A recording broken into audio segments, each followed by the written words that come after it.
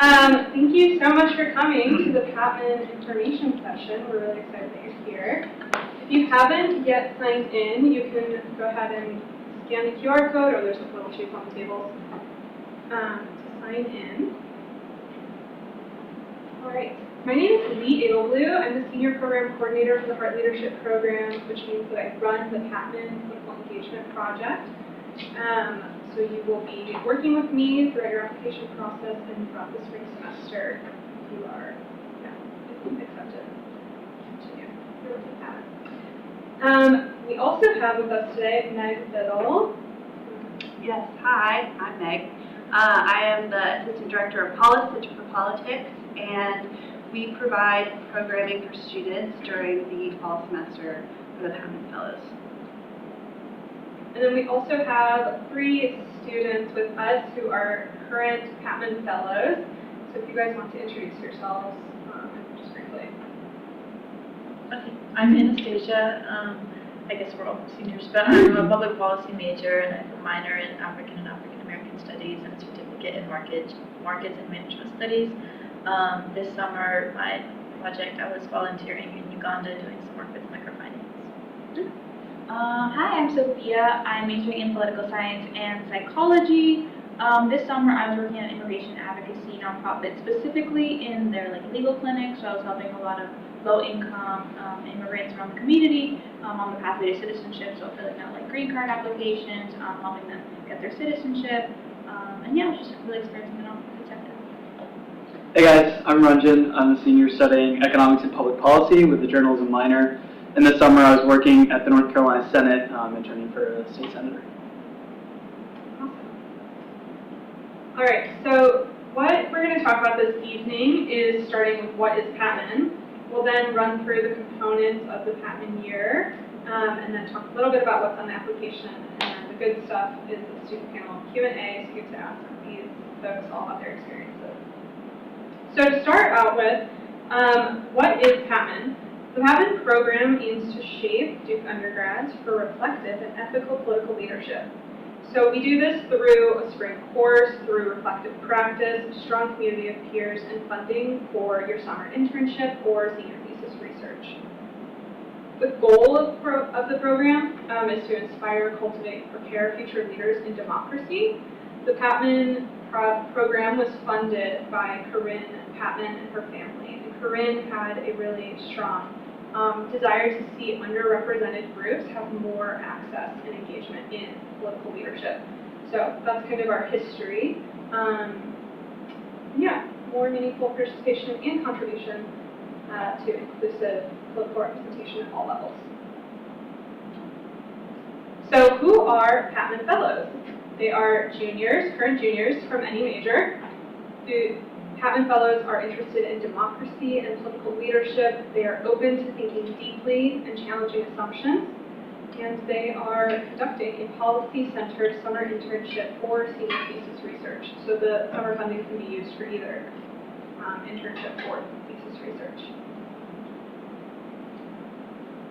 The Patman Fellows spend a politically engaged year developing their capacity as leaders and researchers.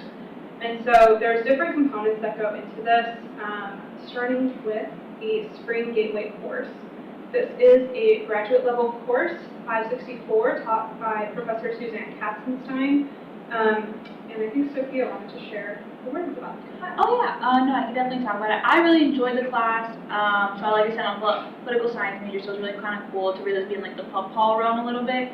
I think also the class was really structured, and that we were talking a lot about the relevant issues in the current political discourse. So we were talking about democracy a lot, we were talking about higher education, we were talking about leadership, AI, and I think yes, this was all pub pol and plus there were all their majors also included. So different people were interested in tech policy, and I personally know nothing about tech policy, so it was really cool to hear different perspectives and just hear a lot of different ideas.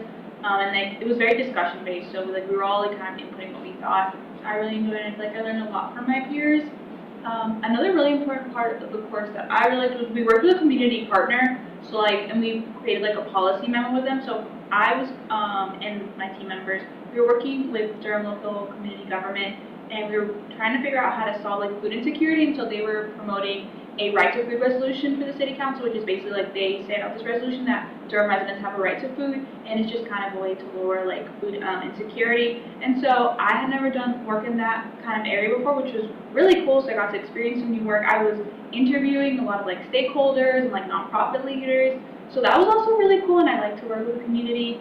And it was just learning a lot about a new topic. And yeah, no, it was a really awesome experience. And it's something that you get in a lot of your other classes. Like you're not really working, like you're discussing these issues, but you're not like kind of implementing things. So like this was a really cool way to like see what we're learning in class and kind of implement it and get feedback from like real community leaders.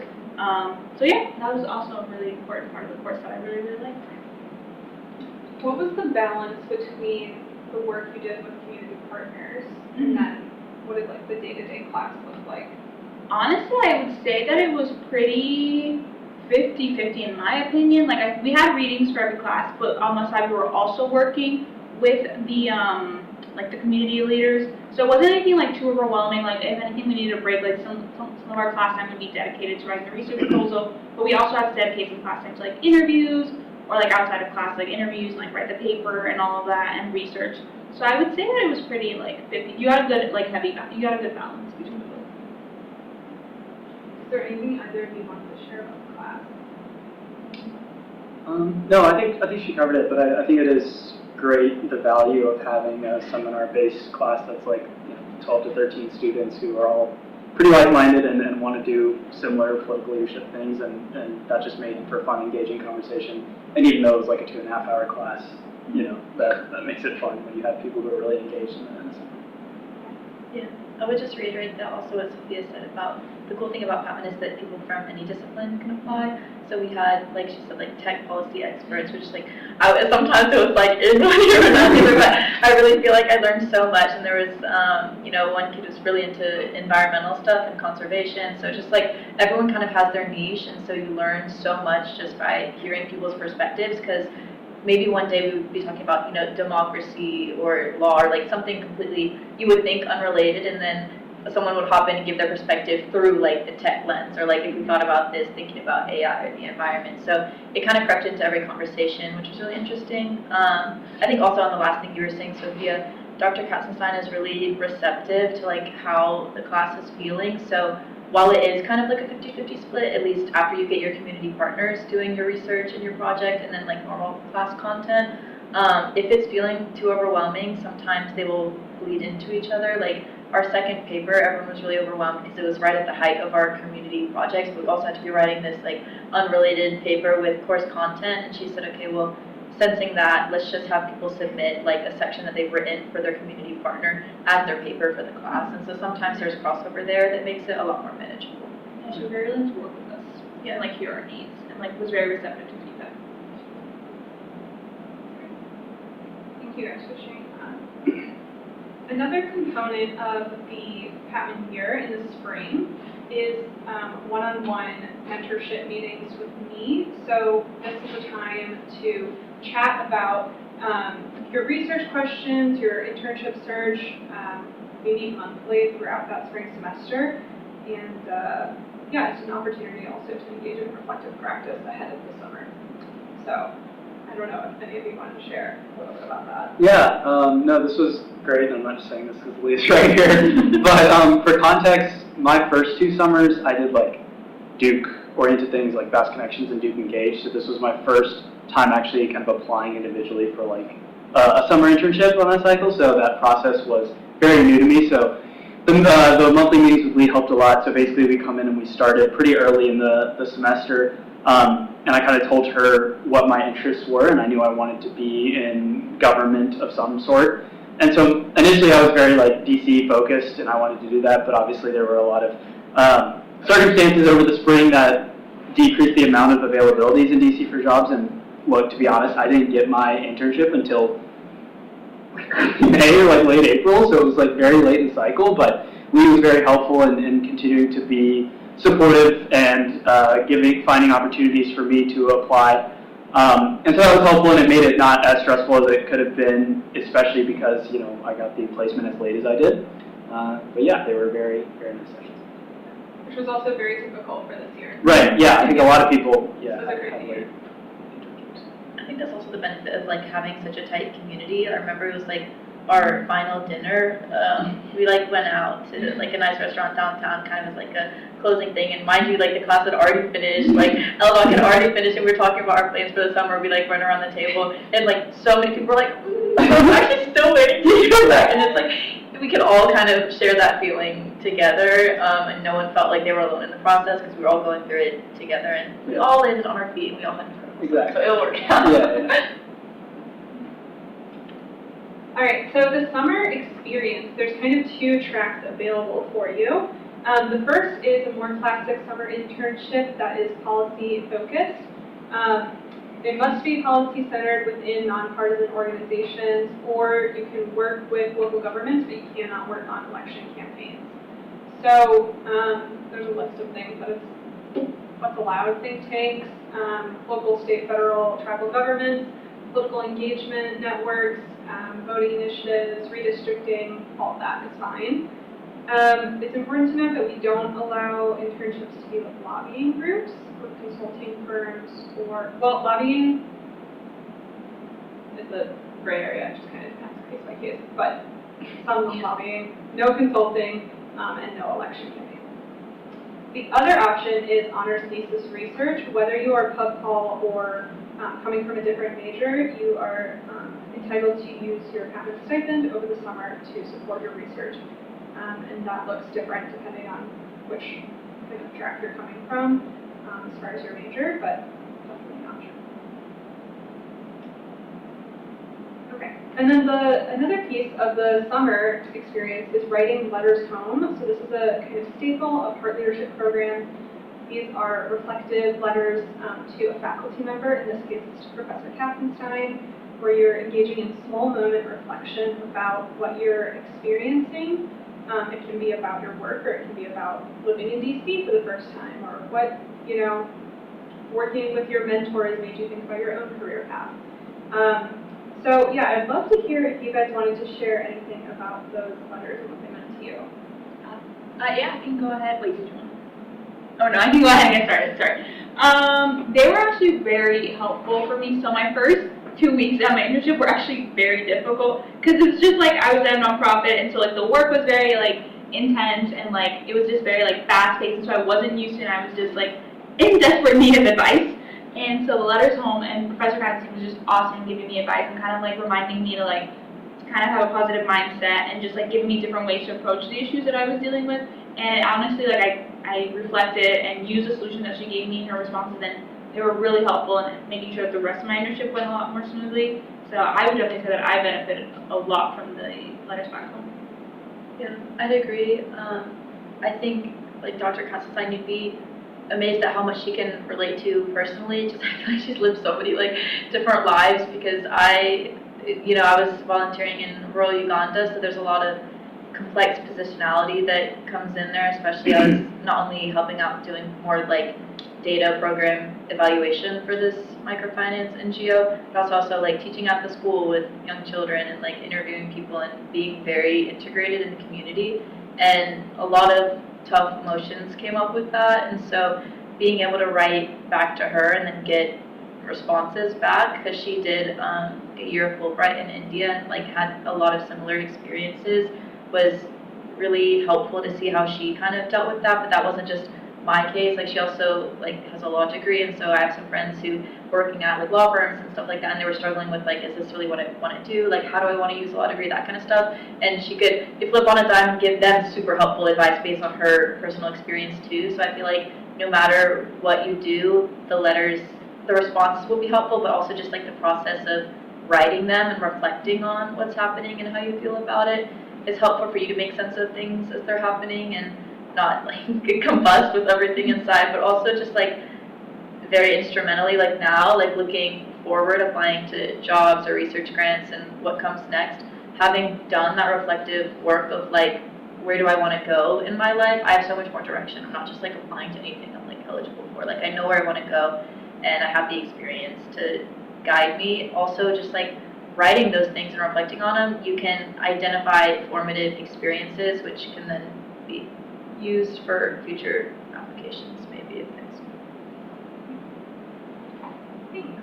All All right, and then the final piece of the puzzle is the fall engagement with Paula. So Meg, I wonder if you want to say anything about that. Yes, so it changes every year, I would say, but the main gist of the engagement is we like to introduce the Patman Fellows to different policy practitioners. So for example, as you may know, Pete Buttigieg is coming next week, so the Patman Fellows will have an opportunity to meet with him for his big event, just so you guys can see, you know, leaders in public policy and maybe get some mentorship opportunities. There are more planned, but can't reveal them all. But they will most likely also be with our Paul's Distinguished Fellows. So this year we have Michael Reagan, and he was the former administrator for the EPA. Then Danny Werfel, who was the head of the IRS, and just giving students opportunities to meet with these people. Okay. And even last year, it looked different. Like we took a trip to DC in Yes. December. So the students got to meet with our Paul's Distinguished Fellow Senator Richard Burr, but that meeting was in DC, so we took them up there. Yeah. That might not happen every year, but Different options depending on the year. All right, so what is on the application? What is the application timeline? So if you haven't taken a look at the application yet, that is the link. It asks some pretty basic biographical information about who you are, what your major is. We ask for a single-page resume, preferably in a PDF format. And this year we're asking you to remove like your name and your phone number and stuff, and to just have your net ID on there so we can read the applications without kind of associating it to who you are. And then we have a few short essay questions. So they'll ask you about a policy issue or a political issue that you're passionate about. Basically, what do you want to do this summer? And then we'll also ask how you're hoping to grow and change as a leader. So people always ask how long their responses should be, and we don't have a great answer for you. My stock reply is as long as it feels meaningful. Or yeah, whatever length feels like is needed to meaningfully and reflexively answer the question. So don't write a novel, write more than one paragraph, please. All right, and then our application timeline. Applications are open now. They're due October 1st at midnight. Decisions will come out on the 20th, which is the day that book bagging or shopping carts open. So you'll get a permission number to enroll in the course. And then we'll also have an orientation dinner in early November with all of the students across Seoul, Patman, and our leadership and arts policy. All right, so now we can talk a little bit more in depth about the experience of these students. And I also want to open it up for questions from you guys that you might have for the students. So I'd love for you guys to just really quick, again, share maybe 1 or 2 more sentences about what it is that you were actually doing this summer. And maybe also what was most meaningful, or something that was meaningful in that summer experience. I can kick it off. Yeah, so like I mentioned this summer, I was in the North Carolina Senate. I was interning with the Senator, Senator Dan Blue. And basically what I was doing with him is twofold things. One is a legislative side of things, so it would be preparing him for committee meetings by looking at bills, writing summaries if he needs, making sure he knows what to expect at these meetings, go on the session floor when they have Senate and just take notes. And then would also just kind of follow him around for the day. He had a bunch of meetings going on, so I would sit in his meetings with constituents, lobbying groups, and would do some answering the phone, etc. And then on the comm side of things, we kind of created a newsletter for him to send out every 2 weeks to his constituents, and then planned some town halls that he had later in the summer. And for me, the really cool thing, I think I was surprised by the amount of open constituent engagement at the state level. Like, you really can just kind of walk in and talk to senators, and I was surprised by the number of people that came to the General Assembly. And so it was really cool just to see a bunch of different stakeholders, see people in very different states of like what they're lobbying for and what they need, and just ordinary constituents as well. And so that was really cool. And then I also thought it was just a really rewarding office to be in. I think he's a very seasoned leader. He's been there for a long time, and I think he's garnered kind of the respect of the whole General Assembly. So it was cool to be a part of an office like that. I can keep going on mine. So yeah, I worked at International House, which is a nonprofit dedicated to supporting immigrants in the Charlotte community. So I've done a lot of work with like advocacy before in like immigration area, but I wanted a lot more like direct community engagement. So that's why I ended up at International House.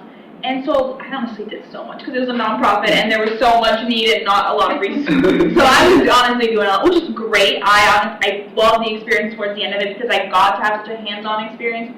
So like I said, I wanted a lot of direct community engagement. So one of the most important things to me was like doing client meetings with them. It was actually so rewarding because it was a very tough time, like immigration-wise. There was a lot going on, a lot of policies going on.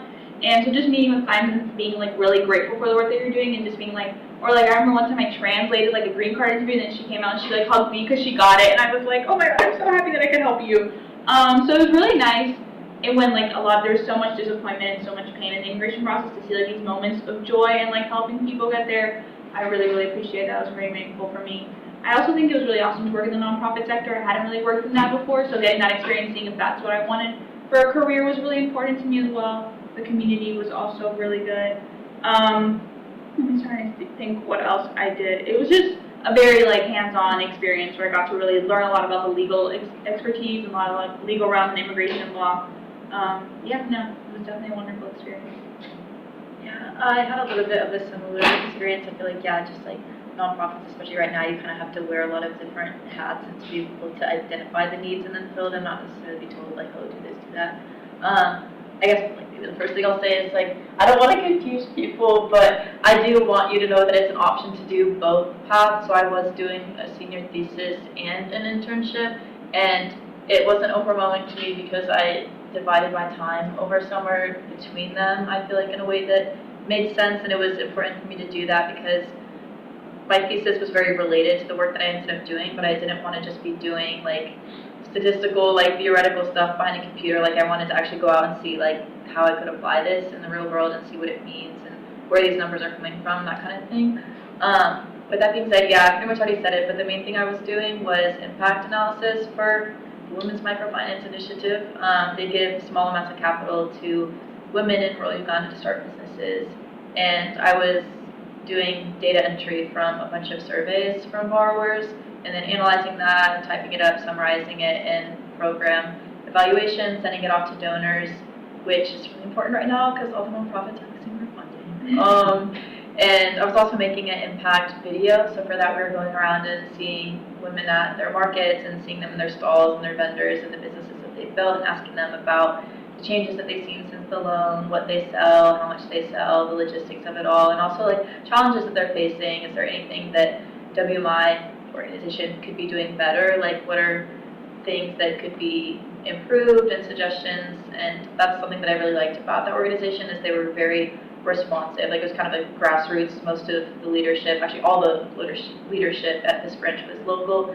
So everything was stemming from the community and I was very embedded in it. But I was not doing like data analysis and interviews. I was teaching at the school every day.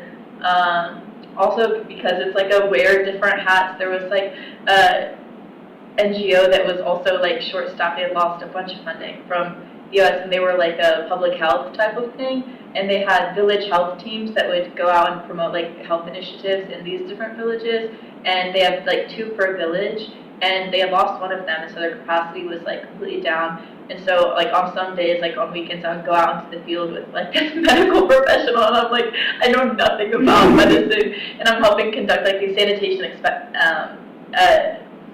evaluations, I guess, inspections. There we go. Sanitation inspections, hygiene, looking at like, do you have toilets, do you have water, whatever, all that kind of stuff, like the showers, and helping people improve these things. So that was very unexpected, but definitely ended up doing a lot of different things. It was all very meaningful. And honestly, I think like working with the children, which I didn't even go there to do, was like the most meaningful, just because it wasn't just at the school. Like we had neighbors who would like come over and play with us like every day, or like come eat dinner with us. So it was definitely super meaningful. Like on the last day, they all came and they like sang us a song and they were like crying. Yeah, so it was all super fun. And thanks for clarifying that you can do the research and internship at the same time. Do you guys have any questions? Or yeah. This may be mostly a question for Anastasia, but I'm curious to know for all of you, what can integration with your thesis into like your patent year look like, whether that's within the internship or on its own? And then sort of, did your summer experience influence your research? Did your research or influence your summer experience? Like, what did those two look like together? What's the development of it look like together? Yeah, for sure. I mean, as far as course content, like there might be some units that are related depending on like what you're doing, but I think it's more challenging to integrate with the class, even though they're kind of happening concurrently. If you do it through public policy, you'll be doing like your lit review methods and everything in the spring. But once you get into your summer, the part that you can kind of tailor, I think that they can be very closely related if you're looking in the same field. Like for me, my thesis was on like, you know, stuff related to global development and trade. And so what I was researching there was kind of very high level policy things like macroeconomic impacts, like this type of thing. And so it was important to me that I went down to the grassroots level to see, okay, well, how is this playing out on the ground? And I would say that, like, obviously my research affected, like, my internship and my perspective going into my internship in that way. But then, like, once I got back, I actually went back and revisited my thesis because it was symbiotic and they did both affect each other, because now instead of just doing the quantitative part, I realized, okay, wow, this has actually challenged some of the assumptions that I made by the numbers, and so I'm adding in some more qualitative case studies to like explain descriptive outcomes, and I don't think I would have done that without going down to the ground and seeing how these things are playing. I'm not doing thesis. I'm also not doing a thesis, so if you have any questions.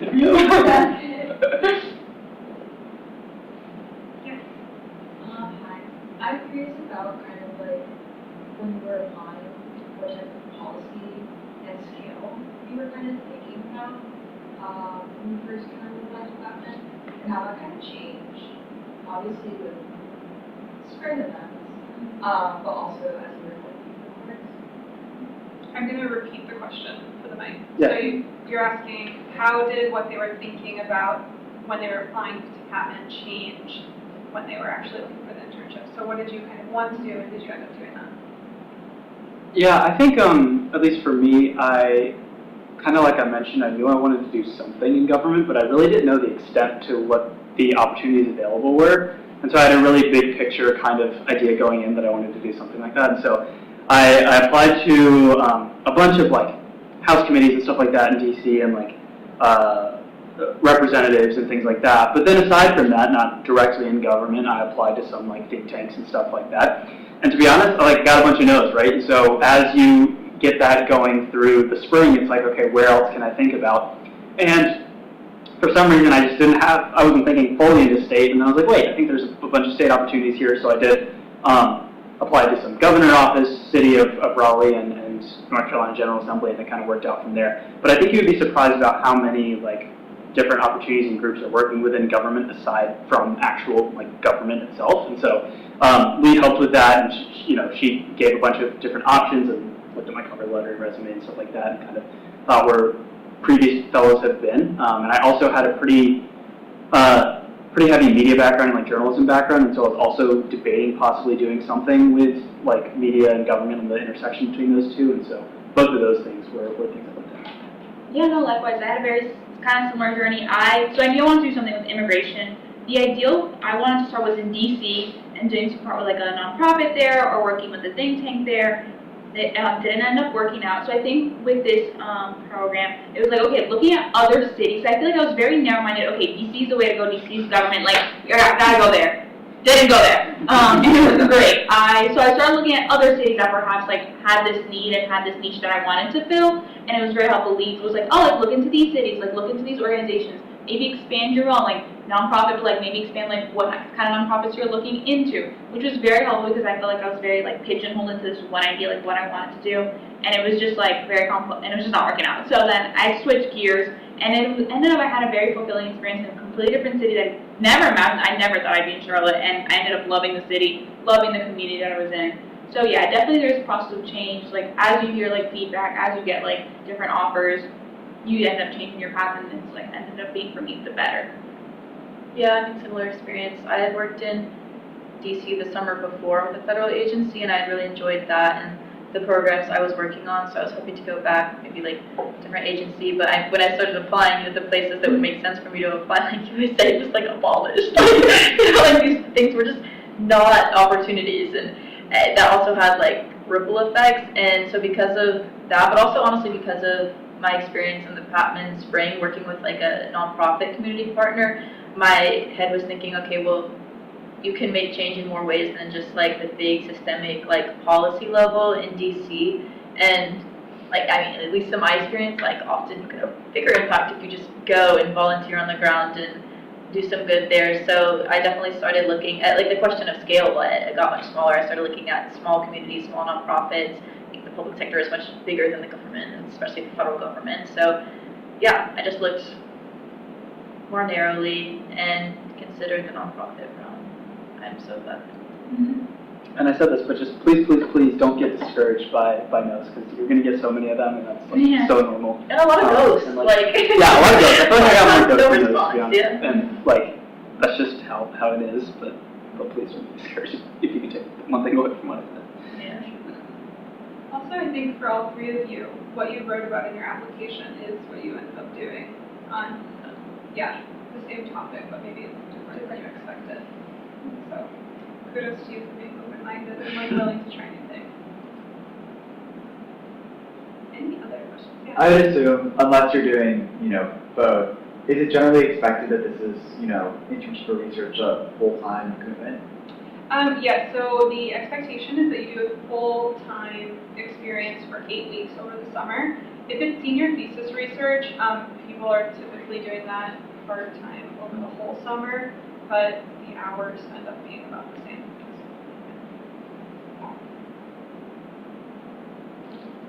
Any other questions? Yeah. So I'm really curious about kind of like your cohort, because it's a really small class, and I'm sure you mentioned like this student that you had at the end. I was curious about that and kind of like what type of support system you have, especially like searching for an internship and then just like junior year spring, and like there's a lot of commonality there. I'm just really curious how that kind of supported you. So asking about the community of peers, supporting each other during junior spring. Yeah, no, I remember I was talking to one of my friends in the court, and we were like on the phone for like 2 hours, being like, we can't find an internship, like I don't know what's going on, like I'm stressed, and like there was this kind of like, we were all going through this like, kind of thing together, we were all interested in like public policy, we were interested in government, so we were kind of, we were seeing like the environment, so we were all kind of like, I think like what was mentioned beforehand, so that there was definitely a sense of community there. I think there was a sense of community like in the classroom, like that we were all like learning from each other, kind of understanding, we were kind of coming in with like open minds, like open perspectives to what everyone was saying. So I think that was a very beautiful part as well. And I think it's great. Also, like you're working with like a smaller, like at the community partnership, I got really close with people in like my group specifically because we were working through a different issue, and like we were meeting outside of class and we were like having discussions. So you also have, like that kind of smaller support system there as well, where you're consistently meeting with them. So that was also really nice to have. So just discuss the class, like experiences that we were having, shared failures that we were having. So it was a very positive experience overall. Yeah, I don't really have much to add. It was cool. Like I feel like I knew about half, maybe just under half going in. I didn't know Anastasia or Sophia before, but it's cool because you'll meet a lot of people that you'll see in your pub law classes, but then you'll also have people from different majors or pub law students that you wouldn't have met, and yeah, it's cool. So it's fun.